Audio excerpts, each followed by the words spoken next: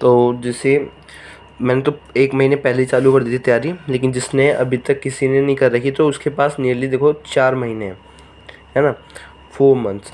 तो जैसे अभी ये अगस्त जाएगा, अगस्त में नियरली 30 डेज़, मतलब हर महीने में अभी 30 दिन मान के चल रहा हूँ, ठीक है।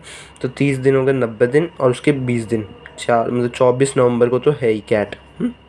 कैट 24 नवंबर को ये वो आ गई है उसमें, आपकी नोटिफिकेशन आ गई है। तो नियरली टोटल देखोगे तो 110 दिन है। तो आपको इसमें कुछ नहीं करना, सबसे पहले अपना गोल बनाना है कि आपको कितने स्कोर चाहिए। जैसे आप अगर डिफरेंट कैटेगरी के हो तो आपको कितने परसेंटाइल चाहिए।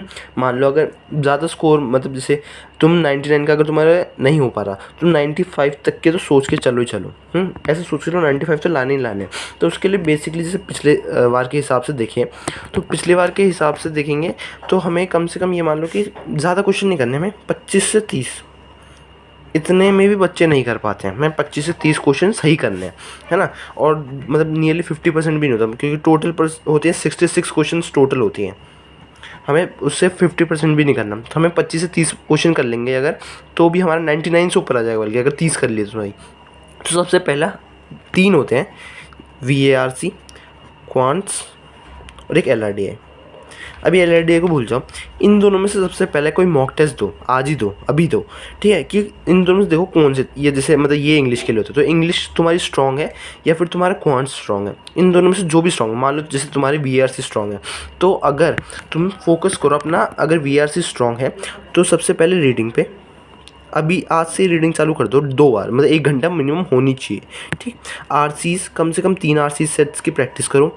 और जैसे पैरा जंबल्स होते हैं, है ना, पैरा जंबल्स हो गए, समरी हो गई और कंप्लीशन हो गए, ऑड वन आउट हो गए, और उनकी प्रैक्टिस करो डेली। कम से कम 5 क्वेश्चन इनकी डेली के 5 क्वेश्चंस होने चाहिए, ठीक है। और उसके बाद इसमें जैसा हो गया तो ये डेली का हो गया। और क्वांट्स में तुम्हारे जो सबसे स्ट्रॉन्ग है, जैसे मतलब इसमें बेसिकली 5 होते हैं, है ना, अरिथमेटिक, एक एलजेब्रा और एक ज्योमेट्री। जैसे होते 5 नंबर सिस्टम और मॉडर्न मैथ्स भी होता है, लेकिन अभी उसको भूल जाओ। तो मैं सिर्फ ये 3 पे फोकस करना है, क्योंकि पिछली बार अरिथमेटिक से 14 क्वेश्चन आए थे सारे स्लॉट के मिला के, इसके 7 आए थे, इसके भी 7 आए थे। अगर तुमने ये टोटल भी कर लिए तो क्वांट्स में तुम्हारा पूरा अच्छे से बेड़ा पार हो जाएगा, मतलब तुम आराम से स्कोर कर लोगे 99 इसमें परसेंटाइल, इसमें बड़े प्यार से, ठीक है। LRD के देखो इसमें कुछ है नहीं, लेकिन उसमें जो सेट्स हैं उसकी प्रैक्टिस करो, मतलब मिनिमम आज से मान लो 400 सेट्स की प्रैक्टिस होनी चाहिए, मतलब दिन के 4 सेट्स की प्रैक्टिस करो पर डे। अगर तुम वो भी कर लेते हो तो LRD हो जाएगा, ठीक है।